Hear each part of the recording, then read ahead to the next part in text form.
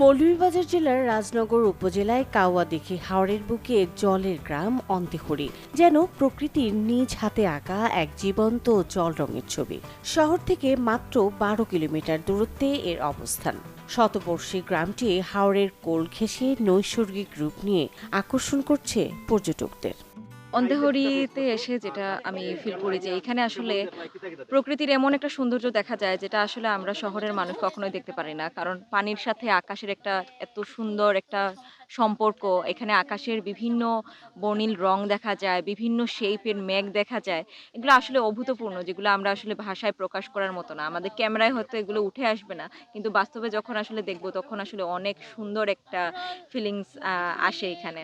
অন্তেহরি হাওর আমার প্রথমবার আসা, বাট সব মিলিয়ে সব খুব সুন্দর জায়গা। আর বৃষ্টি নামার আগ মুহূর্তে যেহেতু আমরা হাওরের মাঝখানে আছি, সবাই মিলে গান বাজনা আড্ডা হচ্ছে, বন্ধুরা মিলে অনেক সিনিয়র জুনিয়র সবাই মিলেই আছি, বাট খুব ভালো লাগতেছে। আর পরিবেশটা খুব সুন্দর, ঠান্ডা, বৃষ্টি নামার আগের মুহূর্ত তো বাতাস দিচ্ছে, আবার সানসেট ভিউ সব মিলে খুব ভালো লাগতেছে।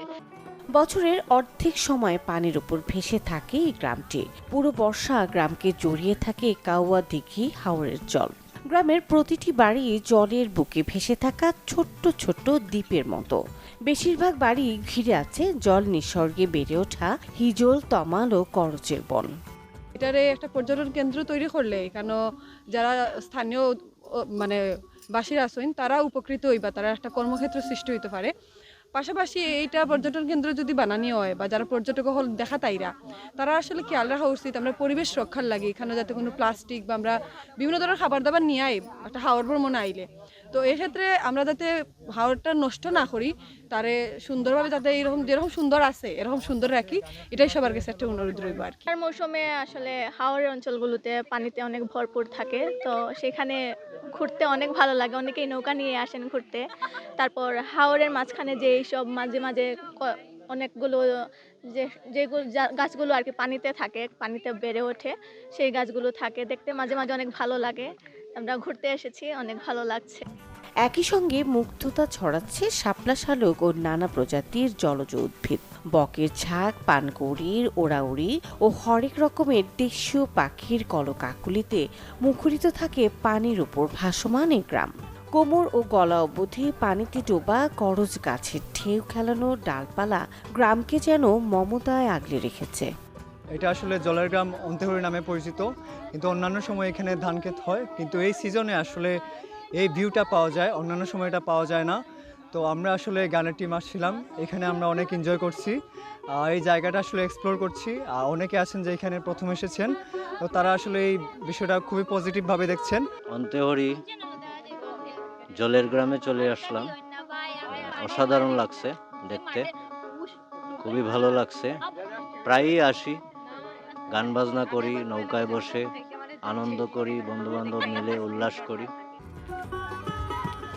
অপার সম্ভাবনাময় পর্যটন কেন্দ্র হিসেবে অন্তেহরি এ জেলায় স্থান করে নিতে পারে। স্থানটিকে জেলার অন্যতম পর্যটন কেন্দ্র করার লক্ষ্যে অচিরেই কাজ করা শুরু হবে বলে জানান জেলা পরিষদ প্রশাসক।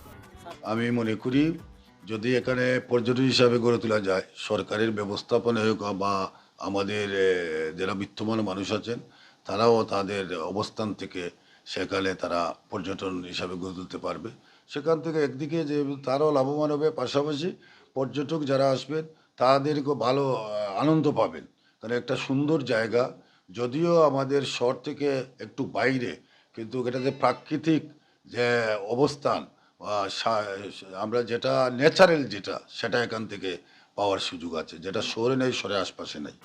৬,০০০ মানুষের এই জলের গ্রামে ভ্রমণ পিপাসুরা ভ্রমণ করে যেমন আনন্দ পাবেন, ঠিক তেমনি বড় ফসলের উপর নির্ভরশীল এই এলাকার দরিদ্র মানুষের হবে কর্মসংস্থান। এলাকাবাসীর দাবি উন্নত যোগাযোগ ব্যবস্থা ও অবকাঠামো গড়ে তুলে অন্তেহরিকে আকর্ষণীয় পর্যটন কেন্দ্র হিসেবে গড়ে তোলার। Desk report, channel 24।